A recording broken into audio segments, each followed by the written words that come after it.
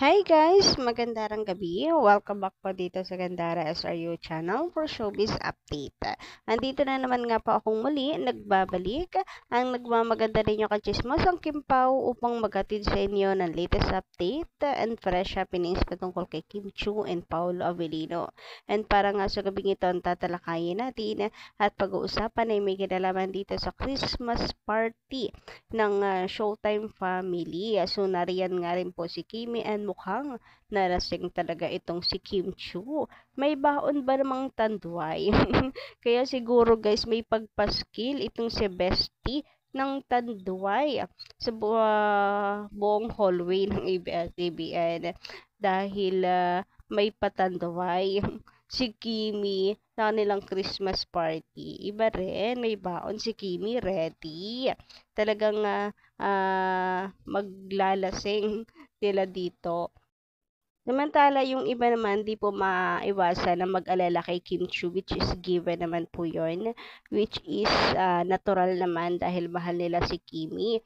So, may paalala na i-manage niya lamang yung pag-inom, drink moderately, ganyan. Pero ang saya-saya guys, na kanilang Christmas party, nakakaingit. Huy, grabehan. Anyway, syempre dahil nga sa may inuman, laseng si Gibi, ay pinag-uusapan po si Paolo Avellino. So may pagsundo nga ba kay Kim Chu, si Pao? Pero bago po tayo magpatuloy sa mga hindi pa nakaka-subscribe dito sa ating channel, maaari lamang na pindutin po ninyo ang subscribe button at ang notification bell na nandiyan sa baba para mag-updated po kayo at ma-notify tuwing may bago po tayong chika at balita hinggil sa Kim Pao. Basta mga balita na may kinalaman kay Kim Chu and Paolo Avellino, sagot na po natin yan. So, since Mansari nga daw po ng Kimpaw ngayon, marami pong bumabati sa Kimpaw ng Happy Mansari. And meron naman pong mga nagsasabi na sobra yung saya ni Paula Avellino nang dumating si Kimi sa kanyang buhay. And even mga casual netizens napapansin iyon sa kanya. Iba talaga ang araw ni Paolo. Sabi nga dito, no? Talagang ang Kimpaw, napaka-relevant, no? Pinag-uusapan sa social media. Iba din. Mula sa post ni Star Celebrity Updates, ganyan po siya kasaya ngayong Pasko. Opo, si Paula Avellino. Gusto kong i-award ang most improved person kay Paolo Avellino this 2024. Oo nga, no? Ang daming improvement talaga dito kay Paolo Avellino sa kanyang personalidad. Sa bagay, sabi nga niya, di ba, nakalaan po ang taong ito talaga para sa kanya, para baguhin yung ilang aspeto ng kanya, para baguhin yung personal niyang buhay ba? And ilang aspeto ng kanyang buhay.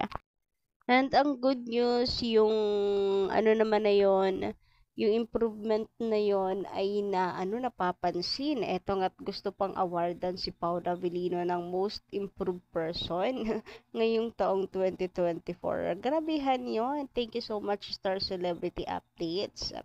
From mukhang pinaglihi sa sama ng loob aura. Grabehan naman yung pinaglihi sa sama ng loob. Di pa pwedeng introvert lang and nonchalant. Isa na siyang ball of sunshine. Always nang nakangiti. Dumadaldal na rin. Ma-selfie na. At ma-post na sa social media. Siya na rin ata ang taga-koryo ng Kimpaw Prod. Uy, grabehan. Pero totoo guys, at saka nakakakilig, lalo na kung alam mo na totoo, lalo na kung alam mo, isa ka rin sa nakakapansin ng mga pagbabago dito kay Paolo Avellino. Iba na talaga si Papi. Talagang pinaninindigan ang pagbabagong buhay. Pagbabagong buhay dahil kay Kim Chiu yan. Lakas na impluensya na isang Kimi no? Palibasa, matagal niyang pangarap itong si Kim Chu. Magpapakatino para sa iyo, Kimi. Papatunayan na mali ang sinasabi ng mga bashers tungkol sa kanya. Grabehan din ba kasi mga bashers, hindi naman nila kilala si Paula Avellino sa personal. At saka yung mga chika-chika lang naman sa showbiz, yung kanilang balita. Hindi nila kilala si Paula Avellino. Naniniwala naman agad sa mga chika-chika. Anyway, dumako naman nga po tayo dito sa sentro ng ating update ngayong gabing ito sa Christmas party ng Showtime Family. So, eto guys, yung ilang mga isinare na ganap sa Christmas party po ng Showtime Family. Isa po sa mga ibinahagi ni Chang Ami. Eto po na kung saan kapansin-pansin nga raw po, yung pagkapula na ng pisngi nitong si Kim Chu. Halata mong may talab na yung alak sa kanya. Kasi namumulan talaga yung pisngi niya rito. Hindi ba iwasan mag-alala tuloy ng mga fans. Mukhang may tama na rin nga daw kasi talaga itong si Kimi. Kita nyo naman sa larawan na to, no? Na medyo, ano pa reaction nito ni Kimi? Kitang-kita sa camera, nakakunot lang yung mukha eh. May amats na ba? Sabi ng mga fans. So, kailangan na bang tawagan si Papi Paulo Avellino? So, mukhang mapapasugod nga daw itong si Paulo Avellino para sunduin si Kimi. Parang umiiyak na si Kimi dito.